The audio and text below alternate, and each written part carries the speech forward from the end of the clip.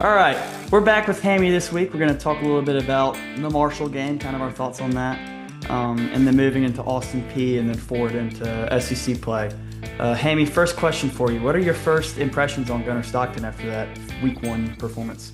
Man, he's impressive. Obviously the run game is definitely something that stood out. Two rushing touchdowns is definitely nothing to go quietly into the night. I don't care if it's Marshall or if it's Alabama or if it's Ohio State or whoever. Two rushing touchdowns from a quarterback in his first. Really, I mean, I'm going to call it his first real start. I mean, of the Gunnar Stockton era. I was very impressed with some of his reads at the line of scrimmage, and I really enjoyed just watching him play.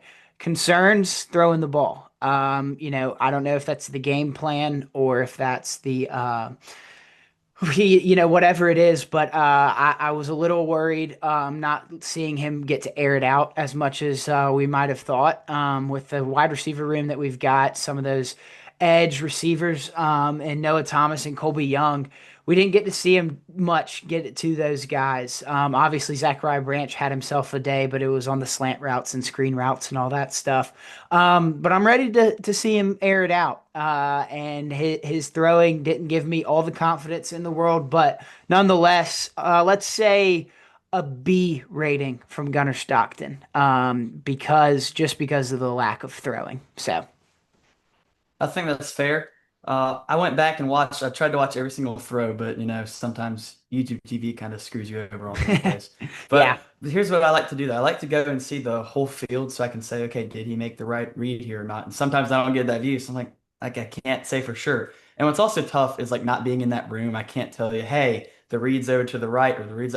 I don't know all that. I'm not. I'm not in those rooms. I can't for sure give a 100% accurate assessment of what I thought. I thought it looked pretty good.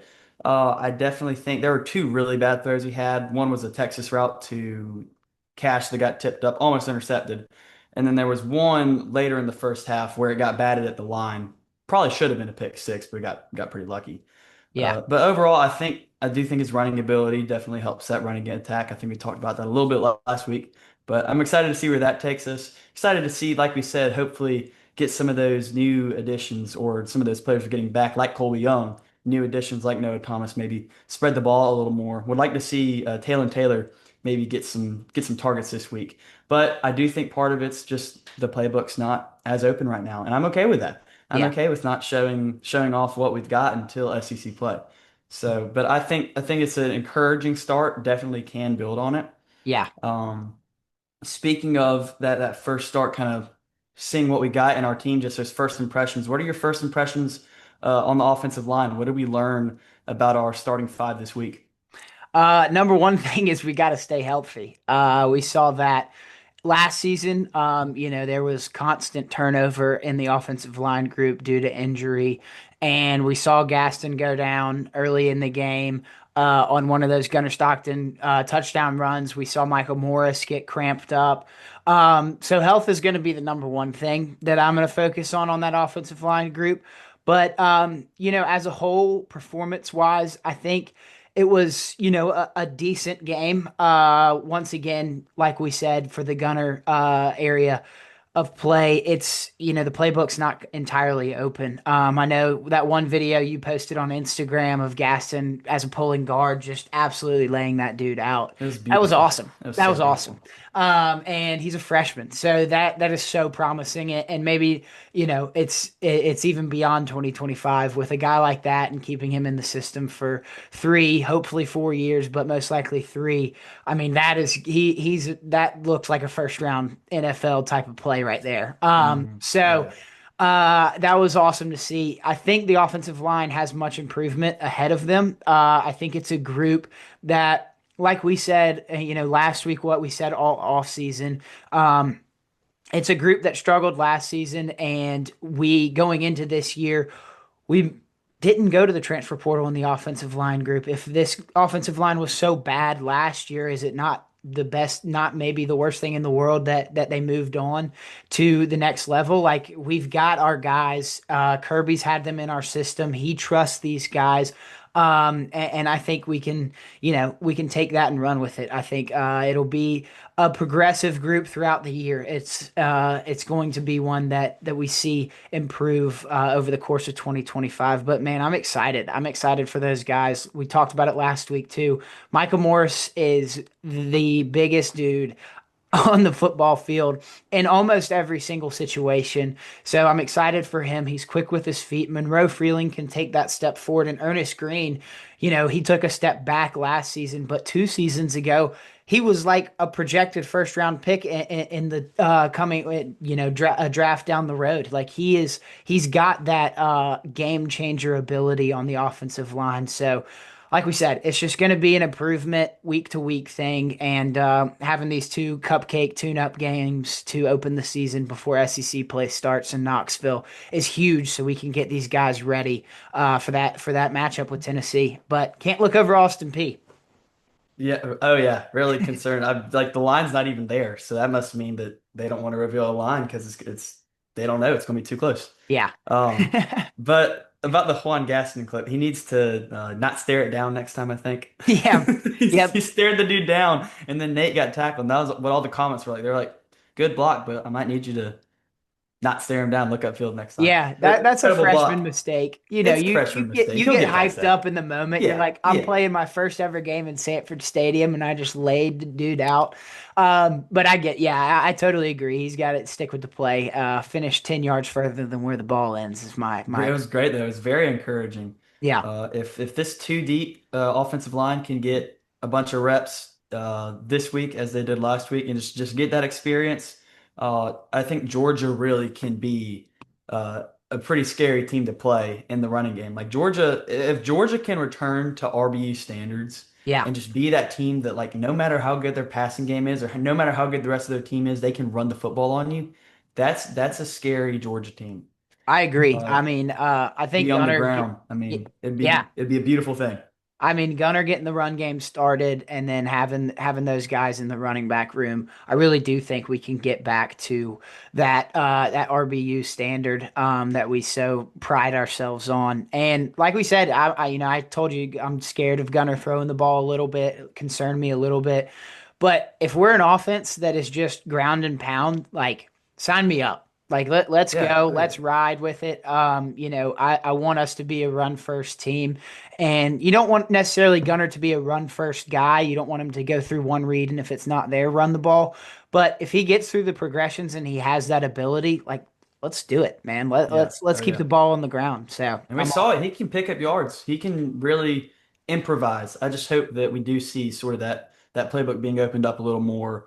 Him getting a little more comfortable with those downfield passes, which he's a very accurate passer downfield. yeah, Sometimes I just think he's not. He may not be the guy that's going to win it with his arm for Georgia. He'll be the right. guy who can win it with his toughness and with his legs, which is okay if we can win games like that, then I'm okay with that. It just depends on what Georgia's identity is offensively. Speaking of that running back room, do you think we really moved closer to finding a true RB2 to Nate Frazier this weekend? Yeah, I mean Nate is I think the clear RB1 and we didn't see him get, maybe the preseason attention that we projected in the Marshall game, but he had a good game. I'm not knocking that. And I feel like probably going into the year most people had their eye on Cash just because he's the veteran in the room. But I think Dwight Phillips, Peanut, has the opportunity to be that true RB2. I think, we talked about it a little bit last week, how Bo Walker can kind of be that ground and pound dude. If Roderick Robinson gets healthy, he can be, the bowling ball that he is. But we really didn't talk about Dwight Phillips.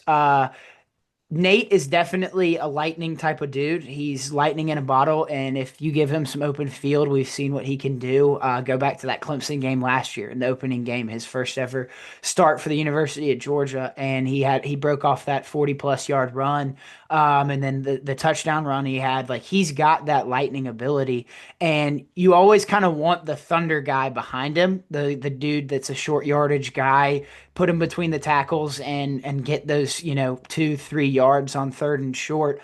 But I'm not opposed to having two lightning guys, and I think Dwight Phillips is another lightning guy. He's quick, he's got quick feet, side to side quickness, and he put on some weight. So he's Hmm. not the bowling ball type, but what I see in Dwight Phillips is something like a Brian Harrion. Brian Harrion in 2016, he's a freshman and Kirby recruits him as a 3-star, and everybody's like, "Oh, he's small. He's not going to do much." He gets the first touchdown of that 2016 team against UNC in the Georgia Dome.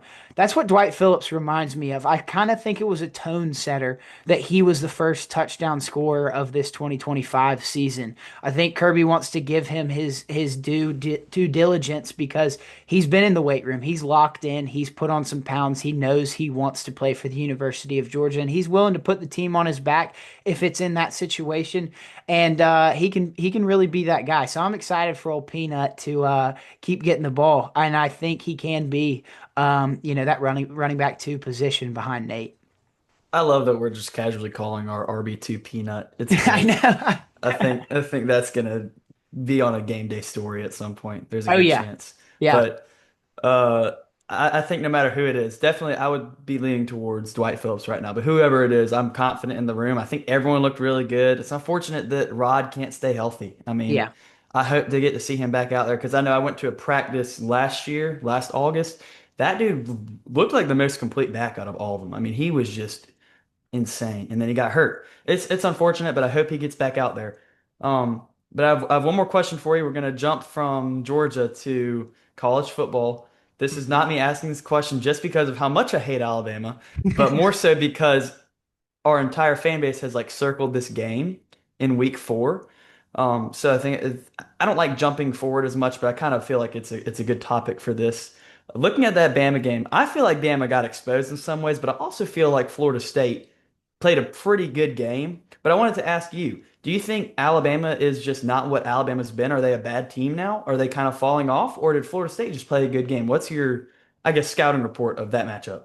It's crazy just to witness that, first of all. I mean, I think it's like 23 or 28, somewhere in the 20s, opening weekend streak of Bama winning that ball I game. think it was 20.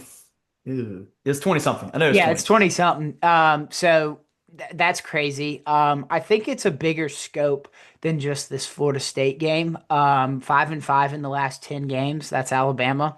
Mm. It's a mentality of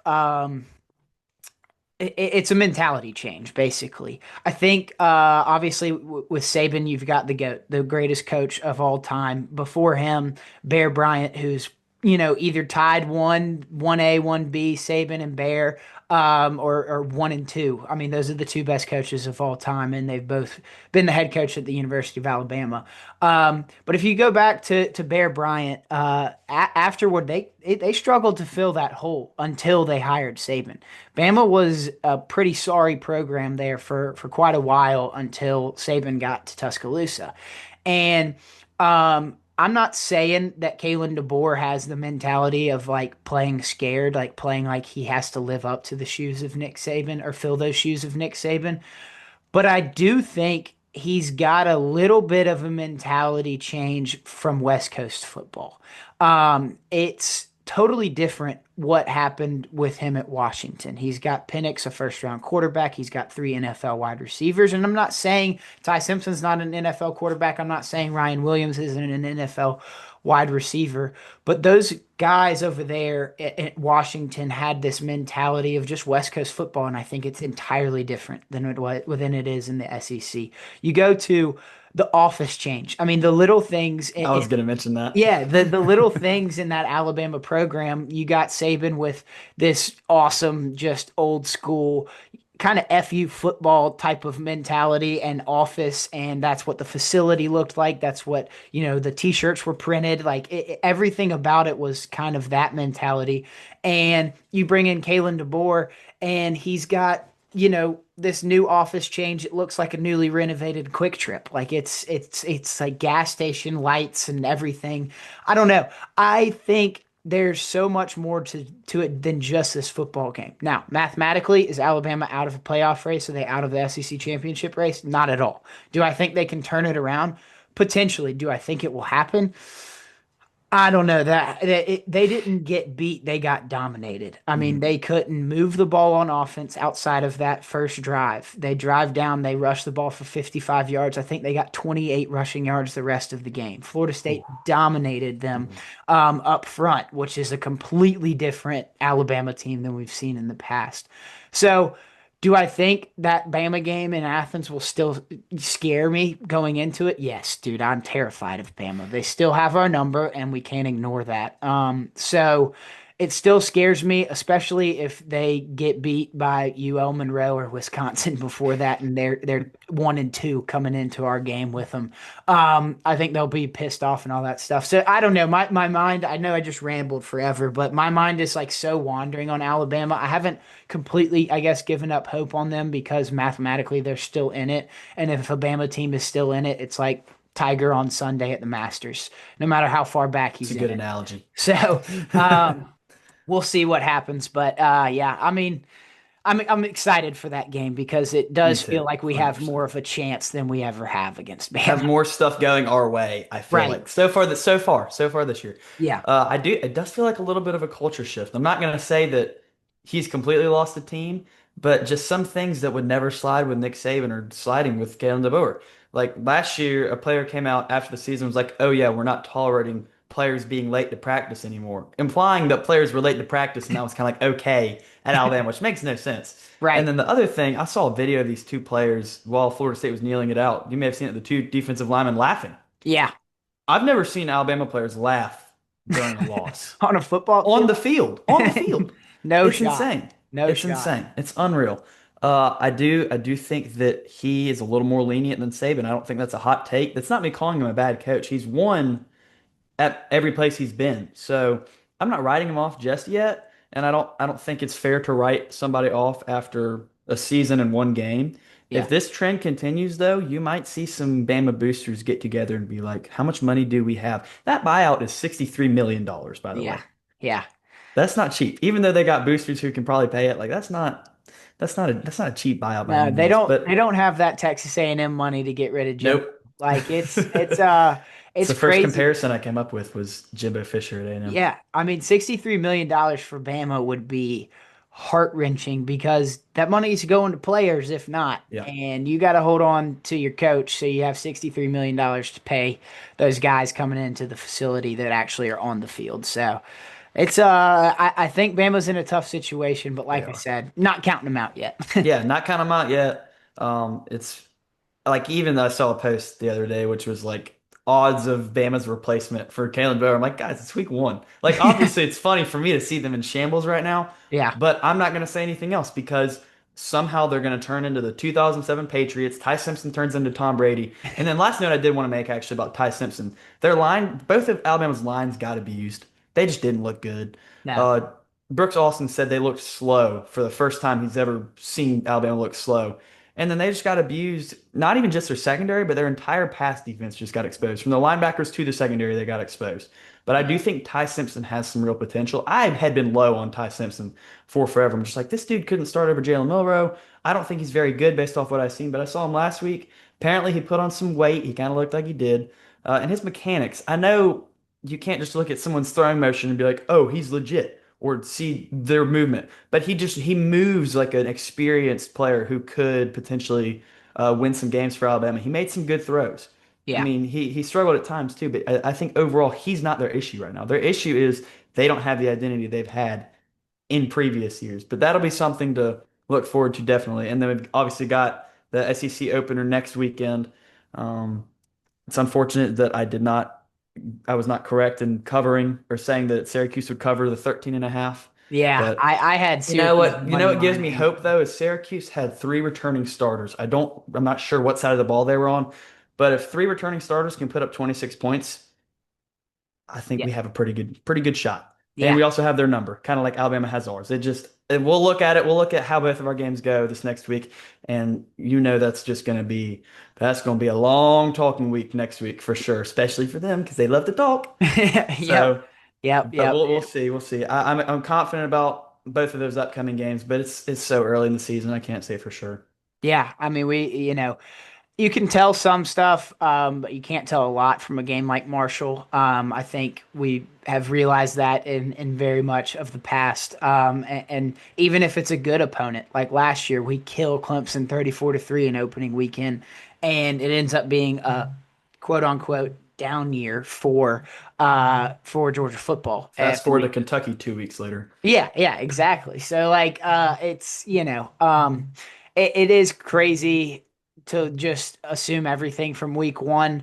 And it for our sake, for Texas's sake, losing at Ohio State, for Ohio State's sake, like you can never tell what really happens in a college football season from week one, even from Bama's sake. But I will say this: I didn't touch on Florida State. I do think Florida State is a good team. I do Yeah. think that they have, a squad that can contend in the ACC championship race. I do think that they can win the ACC. With Clemson losing, the ACC seems more wide open than it ever has.